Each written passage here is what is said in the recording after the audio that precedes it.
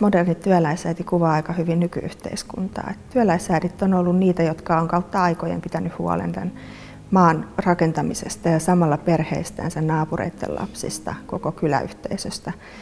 Me ollaan tämän päivän työläisiä, jokainen eri työpisteessä, toiset tehtailla töissä, toiset palvelualoilla, mutta edelleenkin me tehdään töitä toinen toistemme eteen.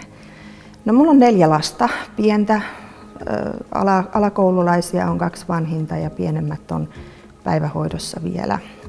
Asutaan miehen kanssa Järvenpäässä, käytännössä keskellä metsää. Perinteisessä tilauskirjapainossa, missä tehdään erilaisia mainoksia ja muita painotuotteita. Ja mä työskentelen siellä jälkikäsittelypuolen erilaisilla koneilla, pääsääntöisesti taittokoneella. Politiikkaan mut on ehkä tuonut sillain pikkuhiljaa ammattiyhdistysliikkeen kautta todellakin tämä tietoisuus siitä, että me voidaan ammattiyhdistysliikkeenä ajaa tiettyjä asioita, mutta meillähän ei ole suoraa väylää maan päättäjiin. Ja sitä kautta on pakko pitää yhteyttä myöskin johonkin puolueeseen, jos haluaa, että niitä asioita viedään eteenpäin ihan oikeasti. Mun mielestä heikommista huolen pitäminen on ihan sitä jokapäiväistä elämää. Sä näet oman tuttavassa tilanteessa, missä se tarvii hetkellisesti tai pidemmän aikaa apua, niin sä oot valmis auttamaan miettimään sen ihmisen kanssa, miten se saa oman elämänsä raiteillensa takaisin. Mutta heikoimmista huolen pitäminen on myös laajempi käsite siinä määrin, että ei meillä ole varaa yhdelläkään ihmisellä sanoa, että toinen olisi vastuussa vain ja ainoastaan itse itsestänsä. Työ- ja perheen yhteensovittaminen on tänä päivänä tosi haasteellista, varsinkin pienten lasten perheissä. Meillä yhä useampi tekee oikeasti töitä vuorotyössä ja saattaa olla niin, että jopa molemmat vanhemmista työskentelee aivan epäsäännöllisissä vuoroissa. Eli voi olla työviikko, joka rakentuu maanantai ja sunnuntai välille ja ihan mihin tahansa vuorokauden aikaan.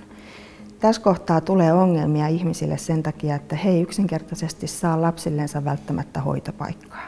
Kyllä mulla se ihminen sisällä, äiti sanoo, että ei se voi olla oikein, että meidän lapset on oikeasti päivähoidon kasvatettavana enemmän ajasta kuin oman perheen kanssa. Mun mielestä meidän eduskunnan kokoonpano on tällä hetkellä aika suppea siinä määrin, että siellä ei ole meitä tavallisia ihmisiä, esimerkiksi teollisuuden työntekijöitä, jotka oikeasti elää esimerkiksi vuorotyömaailmassa, omaa ison asuntolainan, autolainan, elää kunnallisten palveluiden piirissä, kasvattaa lapsia tämmöisessä haasteellisessa yhteiskunnassa, missä saa koko ajan silmät ja korvat valppaana vahtimassa, että mitä seuraavaksi tulee, mistä heikennetään tai edes yritetään heikentää. Mitä enemmän me mennään pätkätyömalliin, niin en mä usko, että meidän yhteiskuntakaan pystyy oikeasti elämään sillä tavalla, että joka päivä mietittäisiin, että onko seuraavana päivänä verorahoja käytettävissä esimerkiksi sen yhden terveyskeskuslääkärin palkanmaksuun. Vaan kyllä me tarvitaan semmoista jonkunnäköistä jatkuvuutta ja turvaa sille huomiselle jo valmiiksi. Pätkätyö itsessänsä, varsinkin nämä tämmöiset tarvittaessa työhön kutsuttavien sopimukset, on tosi raadollisia sen työntekijän kannalta. Nämä ei todellakaan pysty nämä ihmiset suunnittelemaan edes sitä huomistansa. Poliittinen kannanotto on ostaa kotimaista ruokaa kaupasta sen sijaan, että ostaa sitä, mikä on tuotu vaikka Keski-Euroopasta.